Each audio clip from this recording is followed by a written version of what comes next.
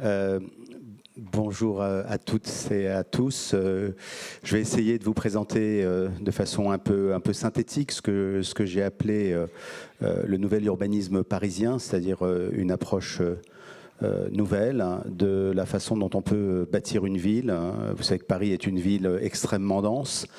C'est une ville qui est construite à 99%. Il reste quelques friches ferroviaires aux frontières de Paris, que ce soit du côté du nord-est parisien ou de l'est avec Bercy-Charenton. Et donc, un des vrais sujets que l'on se pose, c'est comment est-ce qu'on transforme une ville, comment est-ce qu'on adapte une ville au changement climatique. Comment est-ce qu'on fait pour que les Parisiens aient une qualité de vie un peu meilleure? Vous savez qu'un des gros sujets qu'il y a à Paris, c'est celui des particules fines et des particules ultra fines. Quand on regarde une carte de la pollution, on s'aperçoit qu'il y a un gros cœur du centre de l'Île-de-France qui est hyper pollué, avec des zones particulièrement polluées, qui sont les autoroutes urbaines. Et c'est pour ça que je me suis dit que c'était bien de commencer par une autoroute urbaine qui a fait couler beaucoup d'encre au cours de cette mandature, la voie Georges Pompidou. Donc ça, c'est la voie Georges Pompidou avant, et ça, c'est la voie Georges Pompidou après. Voilà, et donc ça explique, je pense, de façon assez parlante ou imagée, la transformation urbaine, quand elle vise justement et qu'elle pose la question eh bien, de la qualité de vie. Je vous le remontre. Hein. C'est marrant. On le refait encore une fois et j'arrête après. Donc, concrètement, il faut savoir une chose que peu de gens savent. C'est que l'espace public parisien est un espace extrêmement contraint. Aujourd'hui, cet espace public, il est occupé à 50% par la voiture. Mais la voiture ne représente que 13% des déplacements des Parisiens et des Franciliens.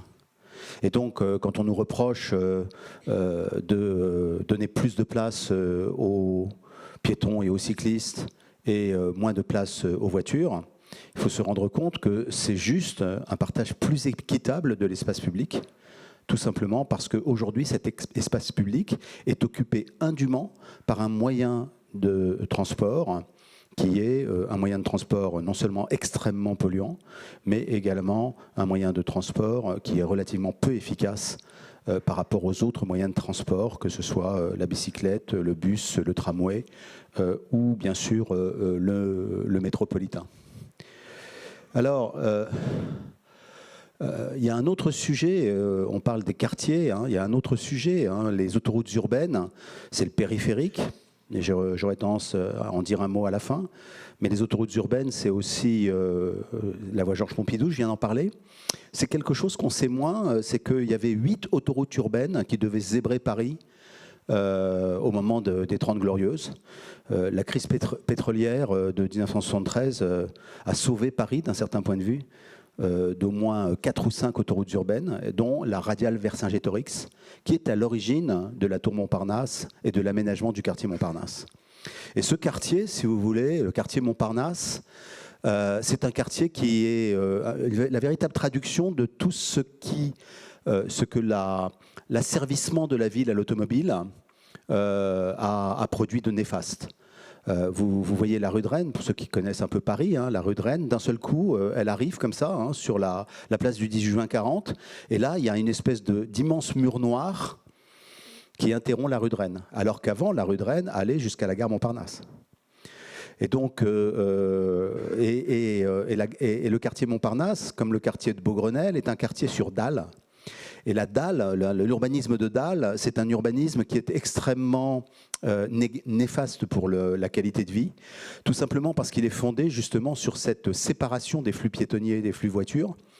Les voitures sont à un certain niveau et les piétons sont à un autre niveau, mais en posant des bâtiments sur une dalle, vous les déconnectez du reste de la ville. Vous faites en sorte qu'il n'y ait plus de relation entre le bâtiment et la rue. hein. D'ailleurs, c'est un des gros problèmes de la tour Montparnasse. Et donc nous avons été confrontés là à quelque chose qui est peut-être un des grands défis de l'urbanisme du futur, parce que la tour Montparnasse, l'espace Montparnasse, le quartier Montparnasse, c'est 380 copropriétaires. Et vous ne pouvez pas réformer un quartier comme celui-là, vous ne pouvez pas le réhabiliter, le réaménager, si jamais vous n'êtes pas capable de construire un consensus avec l'ensemble de ces acteurs, qui sont des acteurs privés et qui ont des intérêts à défendre tout à fait légitimes. D'autant plus que ces acteurs n'ont pas exactement les mêmes intérêts à défendre. Vous savez qu'il y a la tour Montparnasse, donc il y a une copropriété de la tour, il y a une copropriété du centre commercial, il y a une copropriété des parkings, il y a une copropriété du bâtiment CIT, qui est le bâtiment sur la droite, là, qu'on entreaperçoit ici.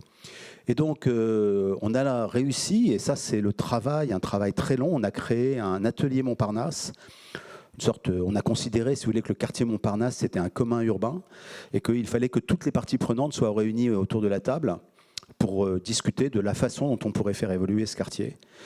On a réussi à lancer un appel d'offres ensemble, le secteur privé et la ville, pour choisir un urbaniste. C'est Rogers, un très très grand urbaniste britannique, qui a été choisi.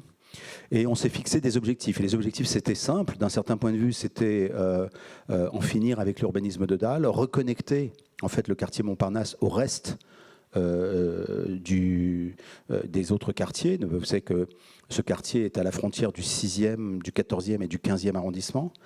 Faire en sorte qu'il y ait non plus un centre commercial, mais des commerces de rue. Donc comment est-ce que vous transformez en quelque sorte un centre commercial en commerce de rue? Et puis il y avait deux autres sujets extrêmement importants. Le premier, c'était la piétonisation. C'est un quartier extrêmement dédié à la voiture, c'est normal, puisque la radiale Vercingétorix devait être une autoroute urbaine. Et c'est un quartier aussi très difficile d'accès. Et c'est un îlot de chaleur. Un îlot de chaleur, c'est un endroit dans la ville où le caractère minéral de la ville est tel que vous augmentez la température. Quand il y a des pics de chaleur à 40 degrés, et ben, il va faire 50 degrés à cet endroit-là. Voilà. Et donc, la solution qui a été proposée par Rogers est une solution extrêmement élégante.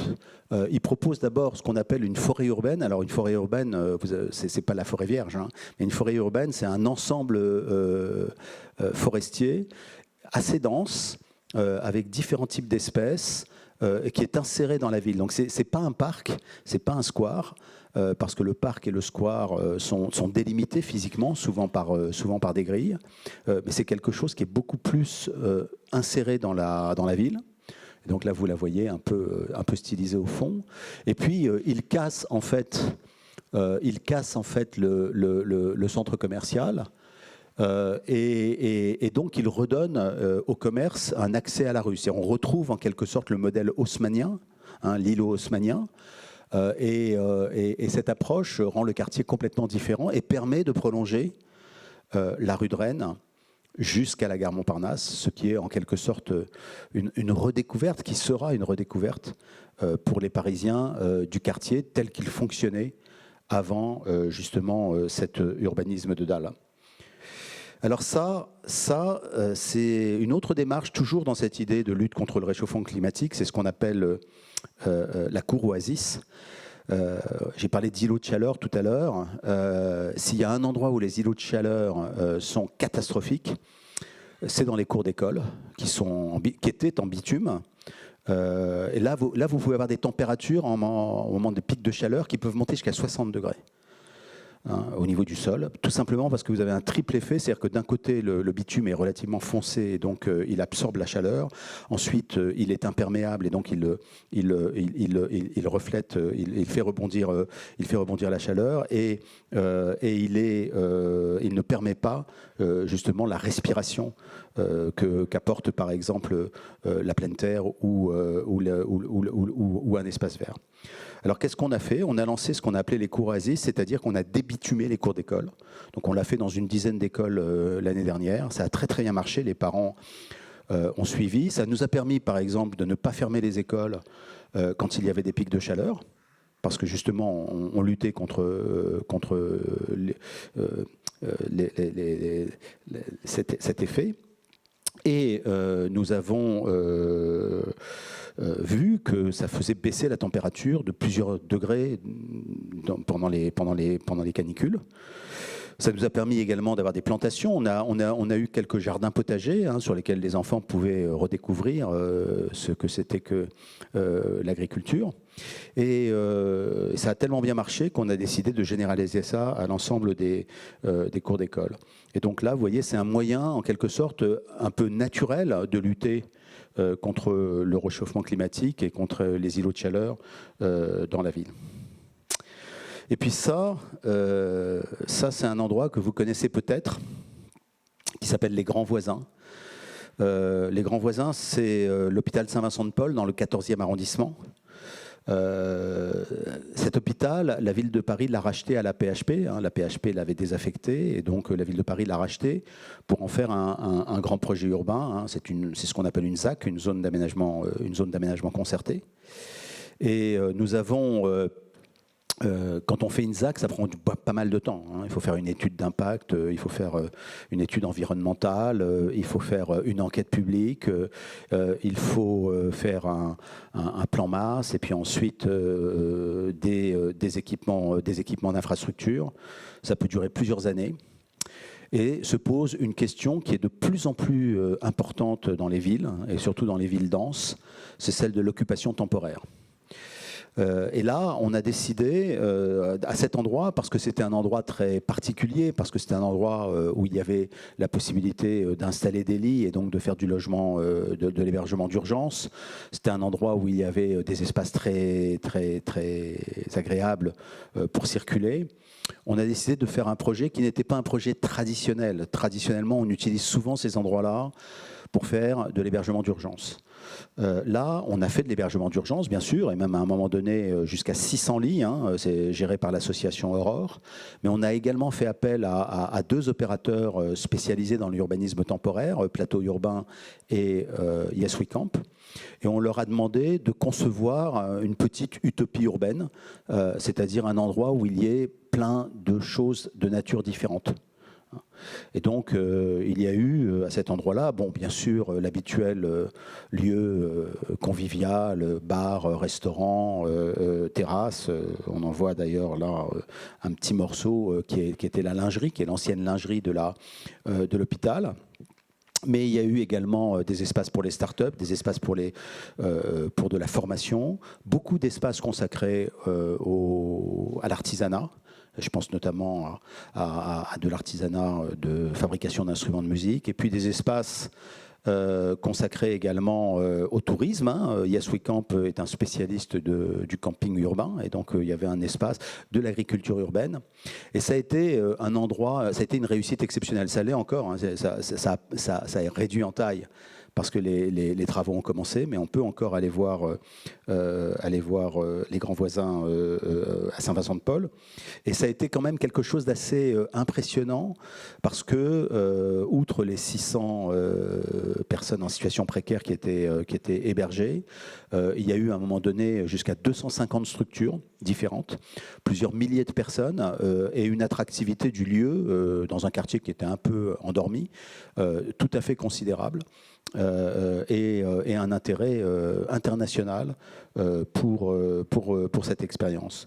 Donc cet urbanisme temporaire, cette occupation temporaire des lieux, c'est quelque chose qu'on a essayé de systématiser, même de codifier. On a élaboré avec toute une série de partenaires associatifs et foncières une charte de l'urbanisme temporaire pour essayer de définir des règles qui permettent d'occuper ces lieux. Ces lieux sont des lieux extrêmement importants et quand ils sont neutralisés pendant plusieurs années, ce sont des milliers et des milliers de mètres carrés qui ne sont pas utilisés alors qu'ils pourraient l'être. Donc voilà un peu ce que je voulais vous dire sur cette approche, une approche qui consiste à considérer qu'il faut réparer écologiquement la ville. C'est les exemples que je vous ai donnés au début, c'est-à-dire que cette ville a été abîmée par un asservissement à la voiture et il faut sortir de ce modèle pour en inventer un autre. Il faut également comprendre que l'urbanisme, c'est un urbanisme négocié parce qu'on ne peut plus faire la ville comme on la faisait auparavant. J'ai donné l'exemple de Montparnasse parce que justement c'est un exemple extrêmement parlant du nombre de parties prenantes qu'il faut mettre autour d'une table si l'on veut transformer un quartier comme celui de Montparnasse. Mais c'est vrai aussi pour la réforme du périphérique. On ne fera pas la transformation du périphérique en boulevard urbain sans mettre autour de la table les 29 communes riveraines du périphérique, mais également l'État, la région et quelques autres organismes qui ont leur mot à dire en la matière. Et puis j'ai donné l'exemple des courroisies pour dire que la lutte contre le réchauffement climatique, c'est un travail que l'on doit faire au quotidien, là aussi avec tous ceux qui sont les usagers de la ville, et notamment les usagers des services publics, là en l'occurrence les enseignants, les parents d'élèves et les élèves eux-mêmes.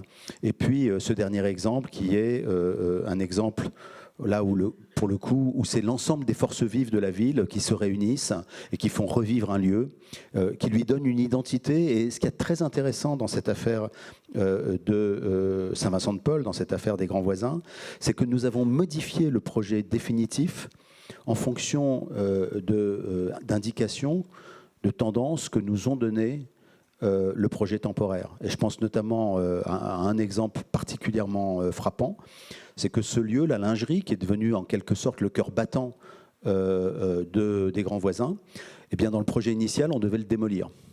Et on s'est rendu compte que ça devait au contraire rester le cœur battant du futur écoquartier. Et donc on a décidé de le conserver et de lui garder sa fonction de café, de restaurant et de lieu de destination. Voilà, on me fait des signes, j'ai terminé. Voilà. Merci. Merci beaucoup. Je voulais juste vous remettre, on a avec le Hub Institute fait un petit référentiel sur les 100 projets prioritaires de la ville. Donc je voulais vous le remettre, on peut faire une petite photo ensemble si vous voulez. Voilà. Donc voilà, elle est là. Super, merci, bonne continuation. Merci.